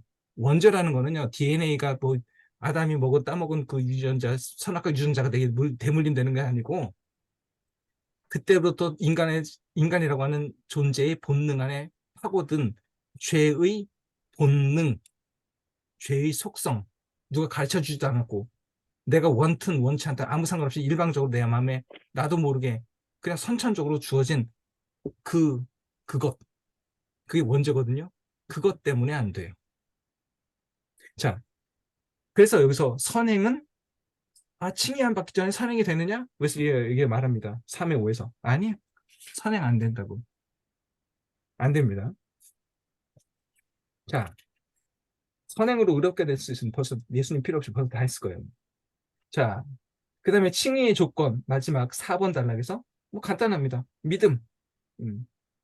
그리고 또 하나, 이 믿음이란 뭐냐? 자, 믿음이 여러분 이것도 쉬운 질문이 아니에요. 여러분 믿음으로 구원받는다 그런 표현 많이 쓰잖아요. 믿습니다. 예수 믿으세요. 뭐 믿습니다. 이런 말 많이 하잖아요. 예수 믿으라고 전도할 때 뭘 믿으라는 거예요? 이거 생각해 보셨어요? 예수 믿으세요. 근데 뭘 믿어요? 예수님이 2000년 전에 갈릴리 땅에서 존재했다는 실존 인물이라는 걸 믿는 거예요? 그 팩트를 받아들이는 게 믿는 거예요? 도대체 믿음이란 뭐냐? 이게 간단한 것 같아도 쉬운 문제가 아니에요. 그리고 실제로 웨슬리도요, 다양한 개념으로 믿음이라는 개념을 정리를 내려요. 여러 가지가 있습니다. 근데 여기에서 말하는 믿음, 이게 믿음의 정의가 다가 아니에요. 다른 데서는 또 다르게 얘기해요. 하지만 여기서 말하는 믿음은 뭐냐? 믿음으로 말미암아 구원을 받는다라고 했을 때 하나님께서 그렇게 약속하신 거잖아요. 내가 너 죄 용서해 줄게. 이렇게 내가 너를 그냥 셈쳐 줄게. 라고 하는 그것에 대해서 내가 받아들이는 것. 네, 내가 그거를 확신할게요. 라고 하는 것이 믿음이라는 거예요. 자, 여기서 말하는 믿음으로 말미암아 구원을 받는다라는 할 때의 믿음이 바로 이런 개념의 믿음입니다. 다른 데 가서는요, 또 다르게 얘기해요. 믿음을 이거로 하나만 이해하시면 안 돼요. 그러면 또 하나, 믿음을 칭의를 받기 전에 요구가 있어요. 자, 간단하게 제가 이 구원의 과정을 설명해 드릴게요. 원죄가 있습니다. 타락이 있어요. 자, 천지창조가 있고 인간이 타락했어요. 그래서 원죄가 생겼어요. 그런데 구원의 과정입니다. 선행은총이 먼저 있어요. 선행은총, 그 프리비니언트 그레이스라고 해서 있기 전에 이미 하나님이 먼저 해놓으신 은혜, 이게 선행은총 많이 들어보셨을 거예요. 선행은총이 뭐냐면은 그 로마서 보면 그런 거 있잖아요. 하나님을 알만한 것들을 인간 안에 심어두셨다. 그러니까 일종의 뭐냐면 그 흔적들이 있는 거예요. 내가 그 에덴 동산의 흔적, 그 하나님의 도덕적 형상이 비록 잃어버렸지만 뭔가 그 흔적이 있어서 어딘가 모르게 나도 모르게 죄를 짓지만 다른 한편으로는 하나님을 찾아요. 또 죄에 대해서 공포심을 갖기도 하고, 이게 이 선행은총 덕분이에요. 그러니까 이 선행은총이 있기 때문에 인간이 하나님을 향해서 이렇게 돌아설 수 있는 거예요. 하나님을 이렇게 생각이라도 할 수 있는 거죠. 자, 선행은총이 들어줍니다. 그래서 이 선행은총은 우리에게 뭘 하냐면 너 일로 와 하고 콜링을 불러요. 너 일로 와, 내가 구원해 줄게. 누구에게? 모든 자들에게. 이게 바로 만민구원론입니다. 만민구원론의 개념은 뭐 힌두교 믿고 불교 믿고 우리 이슬람교도 믿어도 결국에는 등산하다 보면 꼭대기는 정상은 하나입니다. 이게 아니에요. 예, 이 만민구원론은 종교다원주의가 아니라 우리는 만민구원론을 믿어요. 웨스니아는. 근데 여기서 말하는 만민구원론은 뭐 결국 등소론은 ABC 코스가 있어도 정상에서 다 만나요. 이거 아니에요. 그 뜻이 아니라 모든 사람에게 구원을 받을 기회를 주신다라는 거예요. 뭐 이슬람교도 불교도 상관없이 다. 동성애자도 다. 믿으면 구원받는다. 누구든지 예수 믿으면 할 때 그 누구든지의 개념이 바로 이거예요. 자, 근데 누구든지 다 믿어요? 그건 아니잖아요. 어떤 사람들은 예수님이 하나님이 너 와라 와라 하고 자꾸 부르는데 안 가 안 가 하고 귀 막아요. 하지만 어떤 사람은 나도 모르게 왠지 하고 돌아서요. 자, 요게 회개인데 회개는 누가 합니까? 예, 우리 아버지가 안 해줘요. 회개는 내가 하는 거예요. 예수님도 대신 안 해줘요. 이거는 성령님도 대신 못해. 회개는 내가 하는 거예요. 그런데 회개는 우리가 오해하는 것 중에 하나가, 잘 생각해보세요. 회개라는 단어를 머릿속에 딱 떠오르면 뭐가 생각나요? 눈물 흘리고 아이고 내가 왜 그랬을까 이런 거 있잖아요. 이거 회개 아니에요. 우리가 자꾸 오해하는 것 중에 하나는 회개를 자꾸 뭐 뉘우치는 것, 후회하는 것. 아, 내가 왜 그랬을까? 그러면 안 되는데. 이게 회개라고 생각하는데 그건 웨슬리가 말하는 회개는 그게 아니에요. 회개란 뭐냐? 나중에 할 거예요. 우리 16번 설교 산상수훈 강의 1번에서 나와요. 심령이 가난한 자는 복이 있느냐 할 때 심령이 가난함이 회개예요. 이게 뭐냐? 내가 이것도 해보고 저것도 해보고 다 해봤는데 아이고야 안 되겠다. 영어로는 helplessness라 그래요. helpless 저 구제불능이네. 우리가 흔히 구제불능이라고 말하는 거죠. 백약을 내가 별짓을 다 해봤는데 하면 할수록 로마서 8장 7장 8장 나오는 거 오호라 나는 공고한 몸이로다. 그 7장 보면 되게 재밌어요. 바울이 다 아시잖아요. 이 유체 이탈 화법을 쓰잖아요. 자기가 저는 그 심정이 이해가 가요. 자기는 죄를 짓고 싶지 않아. 그런데 돌아서면 죄를 짓고 있어요. 그러니까 자꾸 고민이 되잖아요. 그러니까 나중에 어떻게 하면 이제 막 이상한 헛말이 막 나와 입에서 바울의 입에서 그죠? 이걸 죄를 짓긴 짓지만 이건 내가 하는 게 아니에요. 뭐 이런 이상 자기 해놓고 자기가 한 게 아니래. 그 유체 이탈 화법을 막 쓰잖아요. 이건 내가 아니라 내 안에 있는 뭔가 다른 놈이 어떤 놈이 시키는 거야. 뭐 이런 이상한 막 말을 하잖아요. 논리적으로 말이 안 맞지만 그 심정은 이해가 가요. 저는 이게 딱 그거라고 봐요. 이게 뭐냐면 한계 상황인 거예요. 내가 진짜 열심히 율법의 의를 이루고 내가 완벽하게 살려고 노력했는데 결국 내리는 결론은 나 이거 도저히 안 되겠다. 이건 안 되겠다라는 거예요. 이게 즉 뭐냐면 실존적인 받아치기. 내가 이건 도저히 안 되겠다. 우리 찬송가에서 천부의 의지 없어서 손들고 옵니다. 그 찬송가 찰스 웨슬리 찬송이거든요. 천부의 의지 없어서 손들고 옵니다 하는 그것. 그게 회개예요. 즉 회개는 아이고 내가 왜 그랬을까? 눈물 흘리는 행동, 뉘우치는 행동, 아 그러지 말아야지 다짐하는 것, 그 회개가 아니고 회개는 뭐냐? 추상적인 개념이에요. 즉 실존적인 한계 체험, 야 나는 안 되는 존재구나를 깨닫는 그것이 회개예요. 웨슬리가 말하는 그것이 있어야지만 뭐가 가능합니까? 자, 애기들 어렸을 때 키워보셨잖아요. 그 애 키워보면은 이 조그만 놈이 이제 걸음마를 아중 해요. 우리 아들 놈 키울 때도 그랬어요. 그러면 애들이 손잡고 가잖아요. 그럼 애들이 자꾸 어떻게 합니까? 안 잡아 하고 자꾸 꼬리치고 지 혼자 뛰어가려고 그러잖아요. 그럼 어떻게 돼요? 가다가 자빠지잖아요. 이게 자꾸 내가 뭘 해보려고 그래요. 근데 뭐 안 되거든. 에이, 스케이트 가지고. 그럼 나중에 결국 어떻게 됩니까? 아빠 잡아줘 하고 손을 맡기잖아요. 즉 뭐냐면 자기의 한계를 체험하고선 손 들고 내미는 것. 즉 우리가 흔히 생각하는 회개, 아 내가 눈물 흘리고 뉘우치고 아 내 이러지 말아야지 다짐하는 거는 마치 뭐하고 하냐면 내가 아빠 손 잡는 거하고 똑같아요. 아빠 손 잡으면 어떻게 됩니까? 스케이트 배울 때 자빠져요. 그죠? 안 자빠지는 방법은 내가 아빠 손을 잡는 게 아니고 아빠가 내 손을 잡는 거였거든요. 즉 아빠가 내 손을 잡아달라고 내가 아빠의 손을 잡는 게 아니라 아빠 나 좀 잡아줘 하고 손 내미는 것, 이게 회개예요. 즉 나의 한계를 고백하고 도우심을 내미는 것, 도우심을 구하는 것, 그 상태, 요게 회개라는 거예요. 이게 회개가 있어야지 이 사람에게 뭐가 생깁니까? 회개하면 칭이 돼요? 아니에요. 회개를 하는 자에게, 즉 뭐냐면 나의 한계를 고백하는 자에게 하나님이 믿음을 선물로 주시는 거예요. 그러면은 믿음은 내가 믿는 게 아니에요. 하나님이 선물로 주시는 거예요. 회개하는 자에게. 아이고 나 심령이 배고파 죽겠어요. 안 되겠어요. 하는 애한테 그래. 그럼 내가 믿음을 줄게 하고 주시면 그 선물을 가지고 하나님한테 티켓을 내미는 거예요. 하나님 여기 믿음 있어요. 그러면 그 믿음을 갖고 믿음을 보시고 하나님이 뭐 하시는 거예요? 오늘 했잖아요. 오늘 칭의. 그 사람에게 칭의가 생기는 거예요. 그리고 칭의를 함을 받은 자는 그 다음 단계가 뭡니까? 거듭나는 거예요. 신생. 신생이 있으면 애가 태어났으면 뭐예요? 깐난쟁이가 태어났어요. 그 다음은 계속 이러고 있어요? 가만히 있어요? 한 달 정도 쉬었다가 지금 커야지 이래요? 아니잖아요. 자라기 시작하잖아요. 태어난과 동시에 자라잖아요. 한 달 동안 쉬었다가 자라진 않잖아요. 나 좀 피곤하니까 태어나느라고 피곤하니까 한 달 동안 좀 쉬었다가 좀 그다음부터 한 달 뒤부터 클게 이러지 않잖아요. 성화는 칭의와 그러니까 그 중생 거듭남과 동시에 시작돼요. 그래서 동시에요. 중생과 성화는 동시인데 굳이 순서를 따지면 중생, 신생 다음에 성화.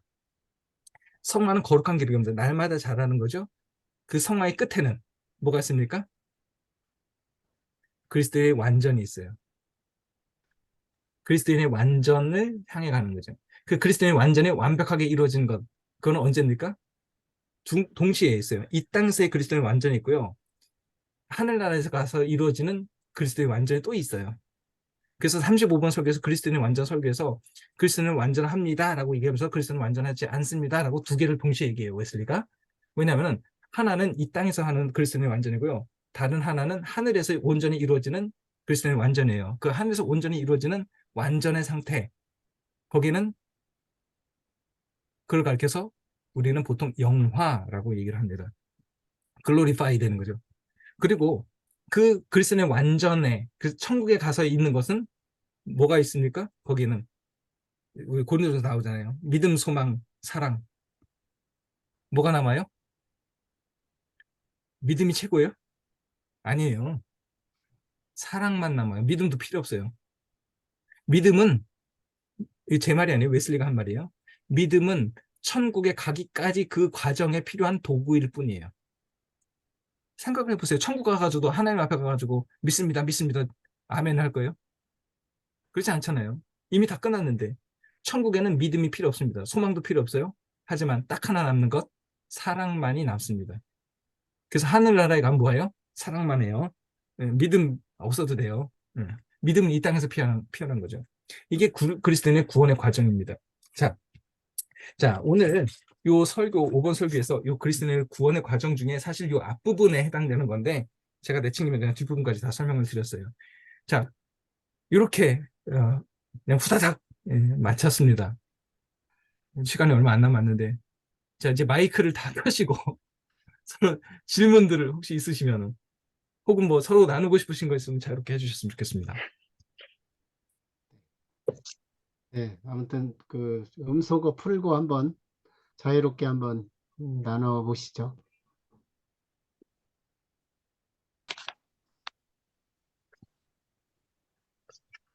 마이크 안 켜지면 내가 여기서 다 보여요. 안 켜지. 노경영 목사님 밝혀. 우리 김성영 목사님 다 켜셨잖아요. 시니어 목사님도 켜셨는데. 오늘 참 굉장한 소득을 한 것 같아요.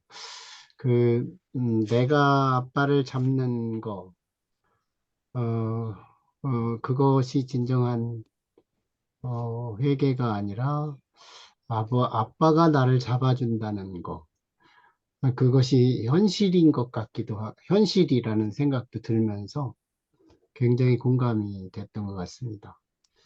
네, 여러분 아무튼 여러 가지 한번 질문이 또 있을 수 있겠고요.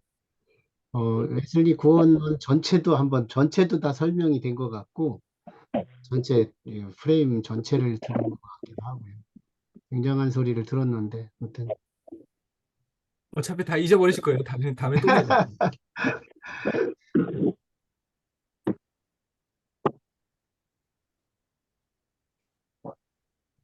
나영신 목사님 뭐 하신 말씀 있으셔야 돼요. 저요? 나영순 목사요? 예, 예. 목사님 아, 네. 말씀하시려고 그런 거 아니에요? 아, 네. 목사님의 그 웨슬리가 전한 산상수훈이라는 책을 읽었었거든요. 근데 그러셨어요. 조금 예. 전에, 네, 근데 그 심령의 가난함이 회개라고 그 헬플리스 상태를 말씀하셨잖아요. 네. 네, 그 말씀이 굉장히 많이 공감이 되면서 저는 할 수 없습니다. 오직 주님만 할 수 있습니다 하고 내 한계를 날마다 고백하면서 살아야겠다는 생각을 다시 한번 하게 됐습니다. 예. 어, 예. 우리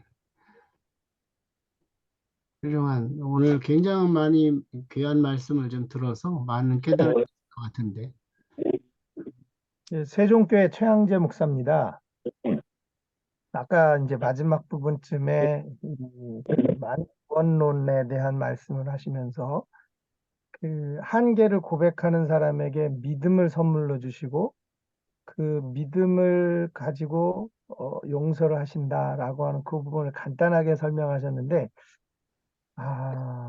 이 부분을 이제 그 예정론을 이야기하는 사람들, 그리고 어느 날은 이제 뭐 성령이 충만해서 내가 구원받은 것 같다. 그런데 또 어느 날은 또 구원받지 않은 것 같다. 이렇게 이야기하는 성도들에게 이 부분을 어떻게 자세하게 이렇게 설명이 될 수 있을까요? 제가 나중에 그 설교 또 나와요. 제가 거기서 아마 10번인가, 그 15번 하나님부터 남자가 됐을 거니까 제가 나중에 좀 봐야 되는데, 웨슬리 목사님 아주 재밌는 거예요. 어떻게 우리가 하나님으로부터 떨어져 나가는가를 8단계 거쳐서 쫙 설명한 게 있어요. 되게 재밌는데, 저는 그거 할 때마다, 저는 제 나름대로 하나의 비유를 들어서 표현을 해요. 뭐, 저랑 세미나 하신 분들은 아마 들으셨을 거예요. 제가 불의 비유를 들죠. 뭐냐면은, 자, 불이 여러 가지 종류가 있잖아요. 산을 헐헐 태우는 산불도 있고, 집을 헐헐 태우는 집에 난 불도 있고, 모닥불도 있고, 때로는 생일 케이크에다가 붙이는 촛불도 있습니다. 자, 산불은 불이 맞죠? 촛불은 불입니까? 아닙니까? 우리죠. 불이죠. 근데 산불이 뭐라 그러세요? 아니, 니까지 것도 불이라고 그러냐? 불이 정도를 내면 이 정도는 돼야지. 마찬가지로 사탄의 음성이 우리가 신앙생활을 할 때 때로는 부흥회 갔다 오면 산불이 됐다가 하산해 갖고 신호등에서 내 차 앞에 딱 껴드는 녀석 딱 보면은 갑자기 불이 확 촛불로 꺼지잖아요. 집에 오면은 이제 이제 와이프가 바가지 한번 긁으면 이제 막 촛불이 막 성냥불이 막 돼가지고 막 흔들거리고, 그럴 때마다 우리는 우리 교회 용어로 은혜를 쏟아버린다라고 표현을 하고, 사탄은 거기에 속삭이죠. 그래 놓고도 네가 크리스찬이야? 너 아무도 아닌 것 같아. 그럴 리가 없지. 라고 얘기하죠. 그때 우리는 뭐라고 얘기합니까? 사탄아 물러가라 라고 하는 거예요, 그때. 자, 보세요. 사탄은 불이라고 하면 적어도 산불이나 집을 태우는 불 정도가 불이지 촛불은 불이라고 하지 마 라고 하는 거예요. 그거는 사탄의 속임수죠. 왜? 때로는 우리가 살면서 촛불 단위로 내려갈 수도 있어요. 하지만 얼마든지 거기다가 휴지대고 불 이렇게 해보세요. 산불도요, 촛불에서 시작해요. 성냥불에서. 언제든지 다시 켜질 수 있어요. 단, 문제가 하나 있어요. 생일 축하합니다 하고 후 불면 어떻게 돼요? 꺼지죠. 다 꺼져요. 거기다가 휴지 대고 휘발유 갖다 대보세요. 붙습니까? 안 붙습니까? 꺼져버리는 거예요. 그때는 답이 없어요. 이거를 우리는 성경에서 뭐라고 부르니까 성령을 소멸치 말며 라고 부르는 거예요. 소멸이 뭡니까? 후 불어서 꺼지면 안 되는 거예요. 살면서 업도 있고 다운도 있어요. 하지만 중요한 것은 꺼뜨리면 답이 없어요. 그러면 어떻게 합니까? 다시 붙여야 돼요. 다시 칭의가 필요합니다. 그래서 칭의는 일생에 단 한 번이냐? 그렇지 않아요. 완전히 떨어져 나가는 단계에 이르는 사람이 있어요. 그런 거 있잖아요. 제가 그 얘기 자주 하는데, 그 택시 타고 가다 보면은 전도하잖아요, 우리가. 운전기사분한테, 아우, 예수 믿고 교회 다니고 예수 믿으세요. 그러면은 이제 주로 뭐라고 그러면, 내가 이래봬도 중고등부 때 교회에서 회장도 했어요. 뭐 이런 거 얘기하잖아요. 지금은 교회 안 다녀요. 예수 안 믿어요. 내가 왕년에 뭐 청년부, 중등부 회장했어요. 막 이래. 자, 진짜 완전히 떨어져 나간 거예요. 그런 사람들은 그때는 진짜 믿었을 수 있잖아요. 칭의 안 받았겠죠. 지금은 완전히 떨어져 나간 거예요. 자, 완전히 떨어져 나간 거를 어떻게 알 수 있냐면요. 저는 저희 옆집 아저씨를 보고 알았어요. 저희 집에 사는데 옆집이 있거든요. 근데 지금 이사 갔는데 이전에 살던 분인데 일요일 아침 11시 예배를 저는 교회 가잖아요. 그러면은 이제 저희 식구들이 옷 딱 차려입고 이제 교회 가려고 딱 이렇게 하고 옷 입고 딱 나와요. 그러면 옆집 아저씨가 잔디를 깎아요. 막 휴지도 쓰고 청소도 막 하면서 아이 교회 가시나 봐요. 그래요. 아예 교회 잘 다녀오세요. 그래요. 아무렇지도 않게. 여러분 최 목사님 네. 한번 상상을 해보세요. 목사님이 일요일인데 11시에 예배 안 가고 10시 반에 낚싯대 메고 낚시터 간다고 생각해 보세요. 어떤 마음이 드셔요? 한번 상상을 해보세요. 다음 주 주일에 목사님 교회 안 가고 그 시간에 낚싯대 메고 낚시터를 가고 계세요. 마음이 어때요? 아, 좋다 그러실 것 같아요? 낚시 가서 좋다 이럴 것 같아요? 뭐 전혀 아니겠죠? 그렇죠. 우리는 기본적으로 내가 이러면 안 되는데 나 지금 교회 가야 되는데 이러고 있잖아요. 왜 그러겠어요? 우리가 아직 크리스찬이기 때문에 그런 마음이 생기는 거예요. 예를 들어서 여러분 4월 초 지난번에 저 부처님 오신 날 있었잖아요. 4월 초파일에 혹시 여기 계신 분 중에서 4월 초파일에 절에 가신 분 있으세요? 진주 들고 안 가셨어요? 최 목사님? 네, 안 갔습니다. 괴롭지 않으세요? 아, 내가 왜 이러고 있지? 나 빨리 절에 시주하러 가야 되는데 이런 마음 안 드세요? 저 오늘 4월 전혀, 초파일인데 전혀 그렇지 저는 그런 마음 않습니다. 없죠. 네. 왜 그러겠어요? 나는 불자가 아니니까. 나는 부처님의 자식이 아니잖아요. 아무런 꺼리낌이 없는 거예요. 마찬가지로 성령의 불을 후 해서 꺼져버린 사람은요, 그거하고 똑같아요. 아무렇지도 않아요. 교회 가시나 봐요. 잘 다녀오세요. 그래요. 우리 같으면 나도 교회 가야 되는데 이럴 거 아니에요. 이게 바로 그 차이예요. 그런 사람들은 내가 왕년에 교회를 다녀서 충명부 회장을 했지만 지금은 뭐 잘 다녀오세요. 이런 사람이에요. 그런 사람은 다시 불 붙여야 돼요. 그러면은 칭의, 중상 이런 과정들을 다시 해야 될 필요도 있다는 거예요. 그러니까 우리가 착각하지 말아야 될 것이 칭의를 평생 동안 딱 한 번만 한다고 생각하시면 안 돼요. 우리 웨슬리안들은요, 여러 번도 할 수 있어요. 답이 좀 됐나요? 네네. 예, 굉장한 시간. 우리 질문의 답이 굉장했습니다. 그 비유도 아주 훌륭했습니다. 네, 또 혹시 다른 분 혹시 있나요? 질문 좀. 오히려 질문이 더 역전시키는 강의가 될 수도 있어요. 네. 질문하면 욕먹을 것 같은 분위기인데요. 자유롭게 한번 묻고 싶은 거 있으면 물어보세요. 의미도 있고. 네. 네, 어, 윤신명 목사입니다. 누구요? 윤신명 목사입니다. 아, 예. 네, 저 전에 예정에 대해서 말씀하셨을 때요. 저는 그걸 듣고 마시멜로 이야기가 생각이 났거든요. 어, 그러니까 구원은 예수님을 믿는 사람이 받는다고 하나님이 정해놓으신 거고, 그거를 선택하는 것은 우리들의 그거잖아요. 예수님을 믿음으로써 구원을 받느냐, 못 받느냐는 인간의 선택에 달린 거라고 그렇게 이해가 되는데 그게 적당할까요? 예수 믿을 사람을 따로 정하진 않아요, 하나님이. 네, 그렇죠. 아까 그랬잖아요. 이거는 성경에 나와요. 우리가 잘 아는 주일학교 때부터 배웠던 거. 하나님이 세상을 이처럼 사랑하사 독생자를 주셨으니 딱 나와요. 누구든지잖아요. 하나님이 예정하신 사람만이 아니잖아요. 어느 누구든지 오픈해요. 이거는 우리의 교리입니다. 감리교 교리. 만민 구원론이라는 개념이 바로 그거예요. 그러니까 예정은 우리 감리교 교리하고는 전혀 상관없어요. 예수 믿을 사람 따로 정해진 것도 아니고요. 우리가 돌아보니까 아, 하나님이 이렇게 섭리를 하셨구나를 고백하는 거지 하나님은 정해놓지 않습니다. 네.